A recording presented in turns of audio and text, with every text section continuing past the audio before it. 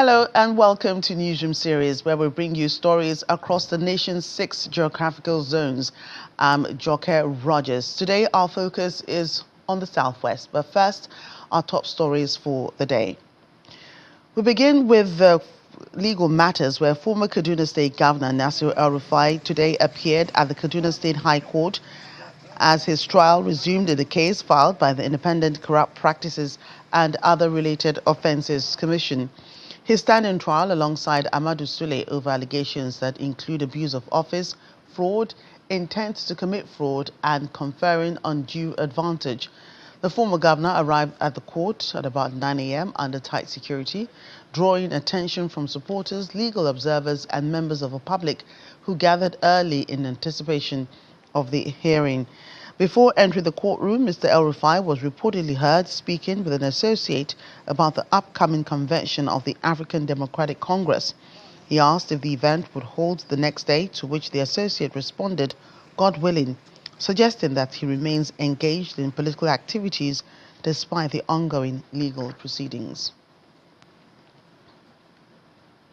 Elsewhere, the Chief Medical Director of Maiduguri Specialist Hospital, Dr. Sheikhu Mohammed, has confirmed the receipt of 21 victims of the Jilli accidental airstrike.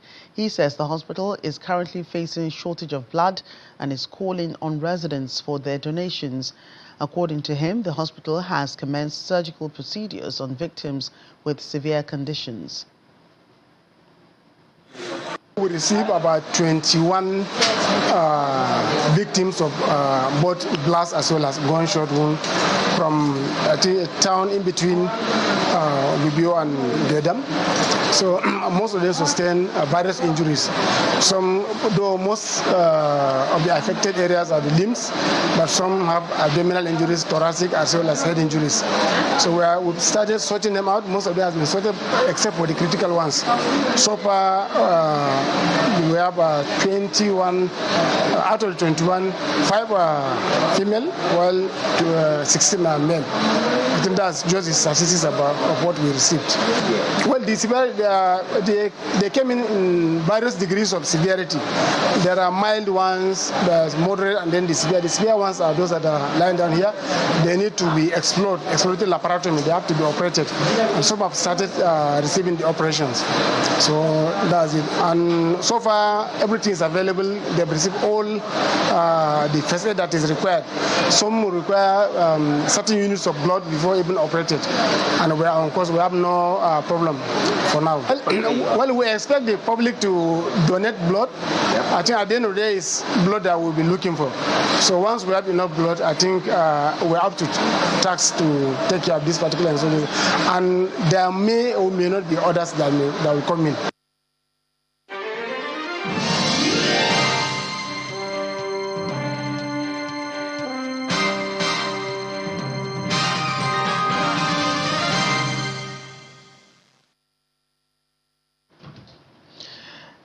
We begin in Ekiti State, where former federal, state and local government legislators in Nigeria say they are poised for a united front to ensure democratic values, promote good governance and strengthen nation building.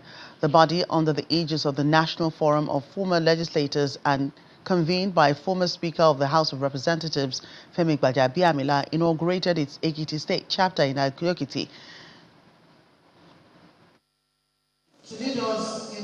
Seated here are past lawmakers from across the 3 tiers of government in Ekiti State.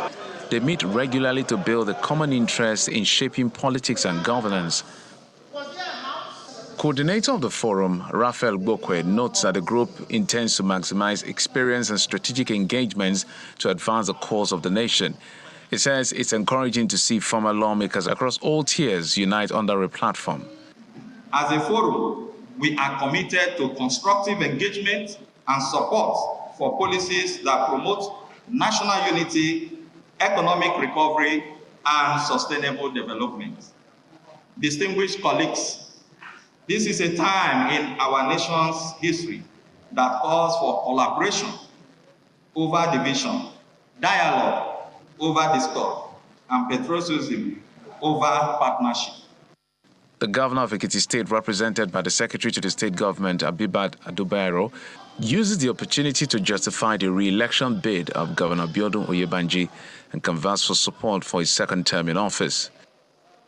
As a government that treasures consensus building, community mobilization, and stakeholders' engagement, I'm very glad that we now have a forum like this, which government can constantly leverage to communicate with our people, get their pulse, and get their feedback. The Director General Federal Housing Authority, Oyetunde Ojo, also highlights the progress made by President Bola Tinubu in his first term. All of us have been to the coastal road from Lagos to Calabar. What is going on there? This is not just a road. This is paved concrete road like the one you see in Texas. It's not just doing the road. What is going to be the economic benefit of this road? The whole South is being captured, especially South-South and Southwest, which translates into Southeast and other states within the Southwest. Those in attendance describe the session as engaging. They are positive that the days ahead will bring more projects. Grassroots mobilization across the 177 wards of the state. First, for the June 2026 governorship election, and subsequently for the 2027 general election. We are committed to delivering on the mandate placed before us, which, according to Mr. Governor, is to deliver 500,000 votes in the coming elections. Participants also believe that the inauguration of the National Forum of Former Legislators across the country will further help to strengthen democracy in Nigeria. In line with the Lagos State government's vision to build a more efficient, transparent and technology-driven governance system, the Office of the Enterprise Geographic Information System is appealing to residents to ensure proper documentation of their properties as a full automation of the electronic physical planning permit system is now in its second week. The initiative by the government is aimed at reducing the incidence of collapsed buildings and to position Lagos as a leader in digital governance and ease of doing business. Lagos State is looking to unlocking efficiency, reducing risks and removing bureaucratic bottlenecks for the benefit of citizens and investors alike.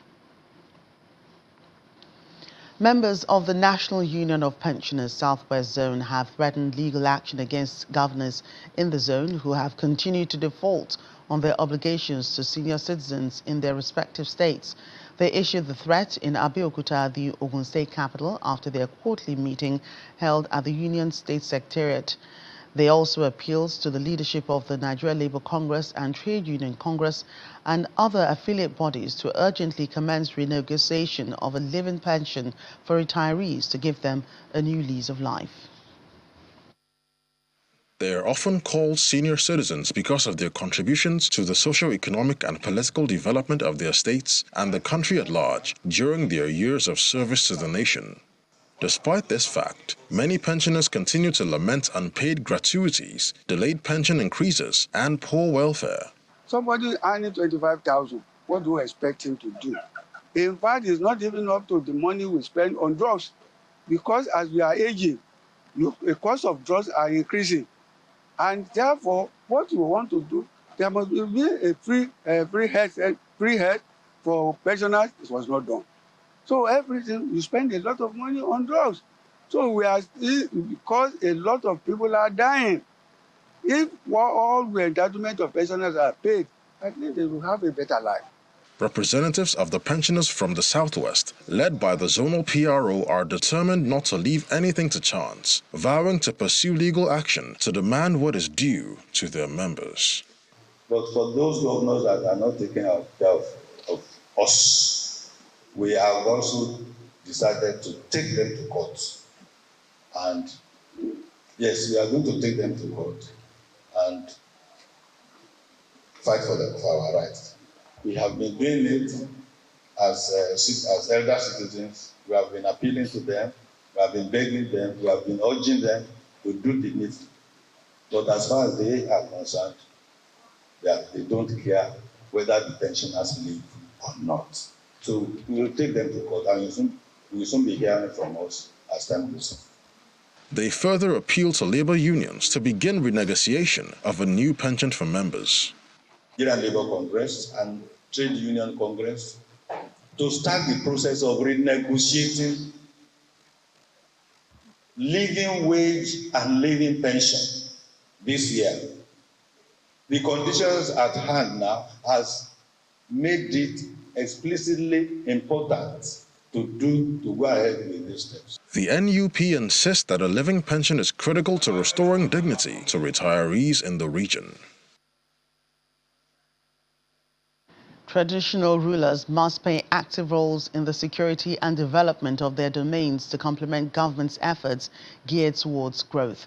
The Olubadan of Ibadan land, Oba Rashidi Ladoja, made the submission at his Okiaremo Palace, Ibadan, during the inauguration of various development committees, with the now active Ibadan security guards as the pillar that holds the rest. Oba Ladoja believes that without adequate security, investment cannot thrive in any critical sector, hence the need to complement government's efforts. Our correspondent, Bukola Oriowo, reports. The stark reality of the daunting challenges to industrialization and threats to lives and property made drastic action by serious government and stakeholders inevitable. This realization prompted the Olubadan of Ibadan land, Oba Rashidi Ladoja, to walk the talk in line with his promises of a peaceful and greater Ibadan land and by extension Oyo State. The monarch inaugurated a 5,000-man strong community security guard league to join forces with existing security architecture in the state. The newly inaugurated league will serve as eyes and ears of the security agents to inform them of any suspicious occurrences within Ibadan land.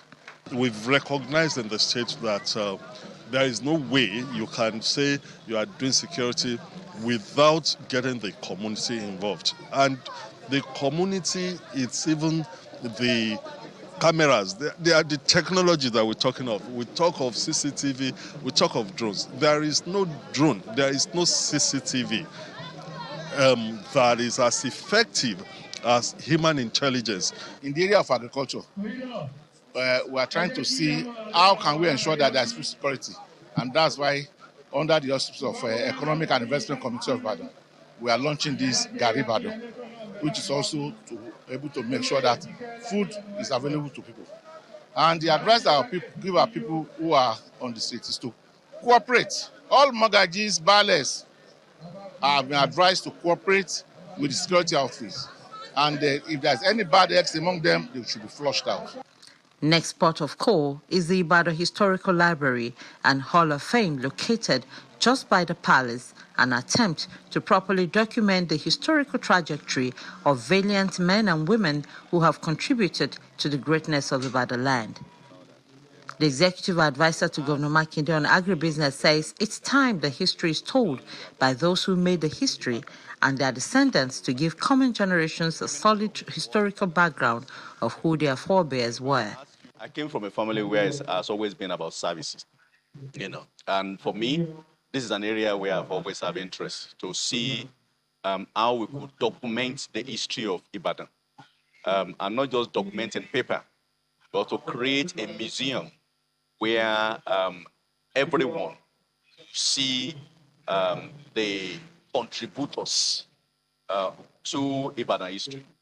The Central Council of Ibadan Indigenes, CCII, led by the president, lauds the initiative. My prayer is that by special grace of God, within a few months we will complete it, and definitely honor will be given to the person who deserves the honor. Meanwhile, the Olubadan Economic and Investment Committee, headed by former Minister Onikepo Akonde, was inaugurated in October 2025 with a clear mandate to lay a solid economic foundation for the future of Ibadan land. They have a mandate to attract at least a 25 billion naira investment base to the 11 local government areas of Ibadan land. These initiatives are described as visionary and very apt, as they not only recognize traditional institutions as custodians of culture and traditions, but as active stakeholders in security, which ultimately helps in shaping the economic destiny of communities. Bukola Oriowo, Channels Television News. A return on Newsroom series, legal luminary and founder of Afe Babalola University, Chief Afe Babalola, named 2026 Icon Man of the Year. Details of that and other stories, please stay with us.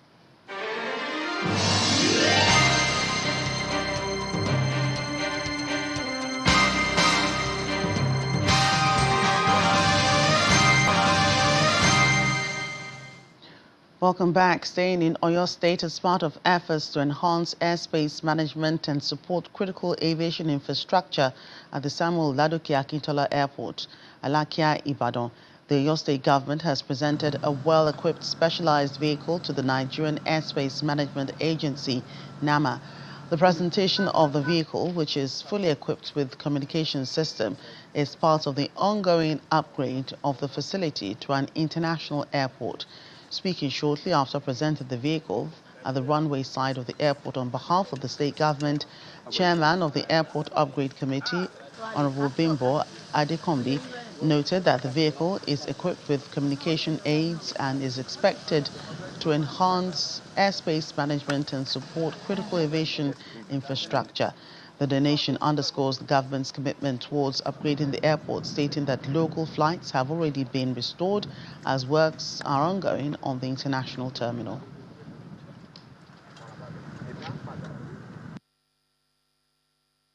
We are presenting this vehicle.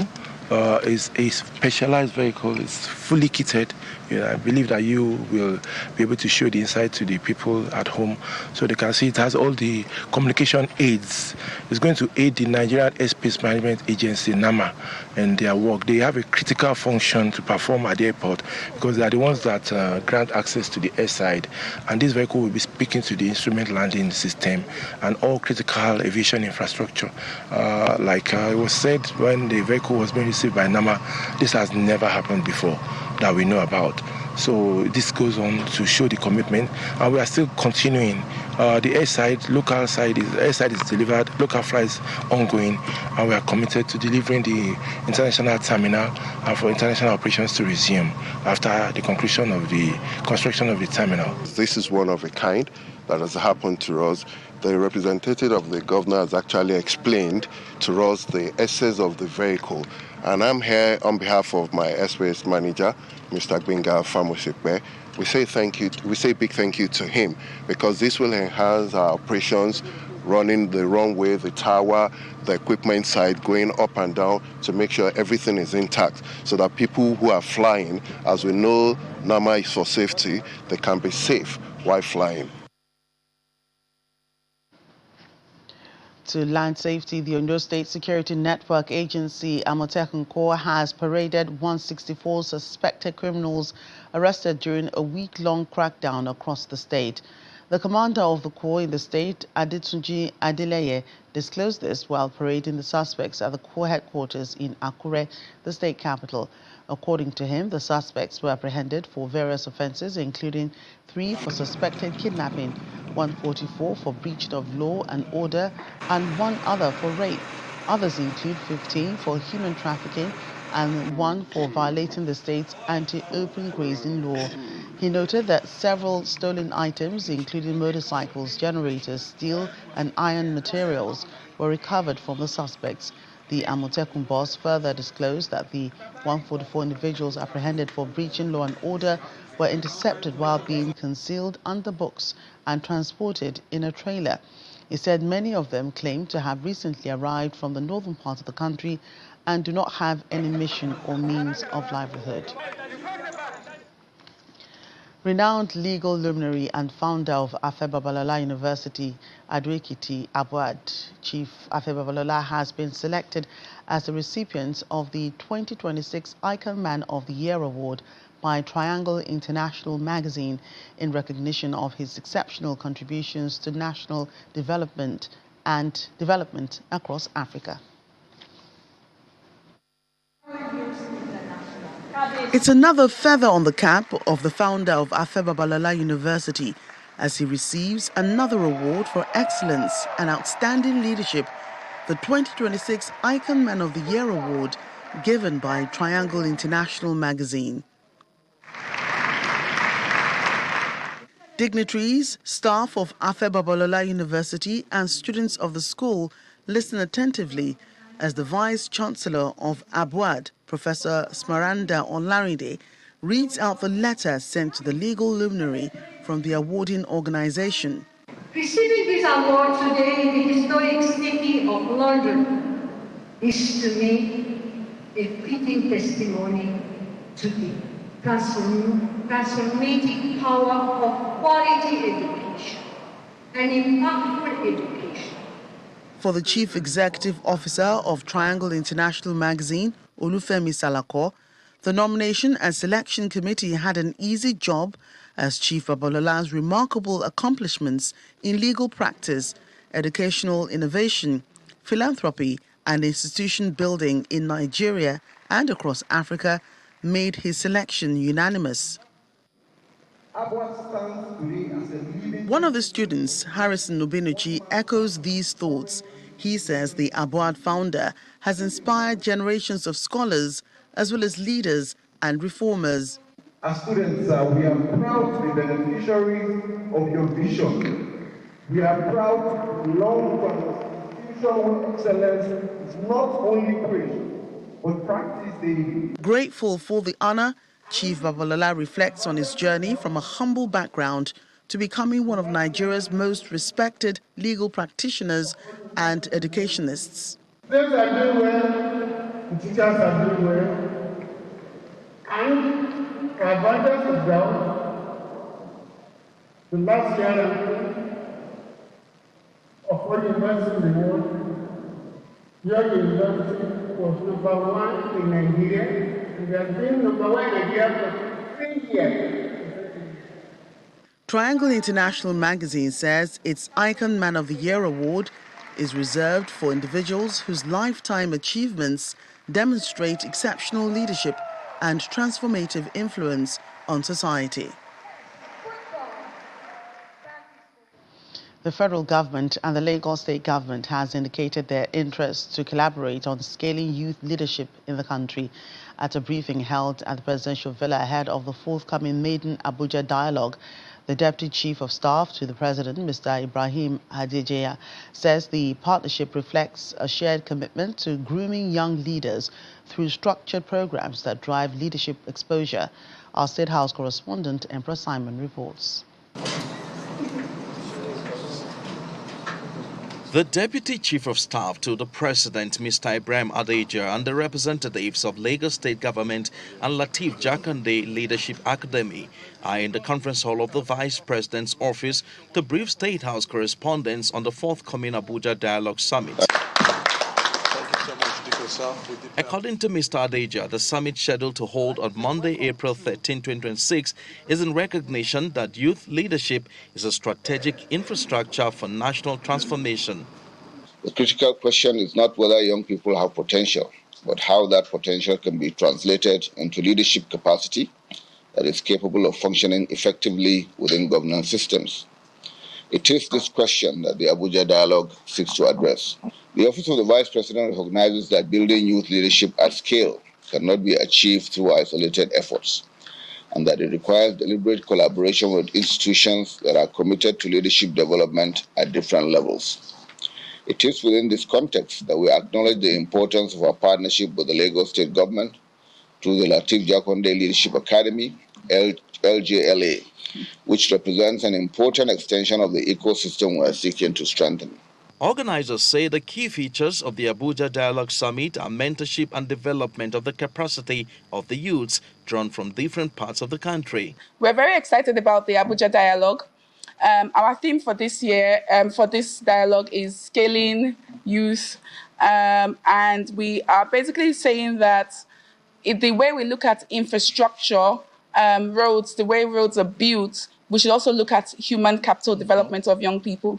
We want the entire Nigeria to begin to see the development of the young persons as a very, very important subject. They have to be in the room. With relevant stakeholders and authorities expected at the Abuja Dialogue Summit, both the federal government and the Lagos state government, as well as other partners, are optimistic that it will create a system that enables young people to pivot through the provision of an enabling environment. Empress Simon, Channels Television News.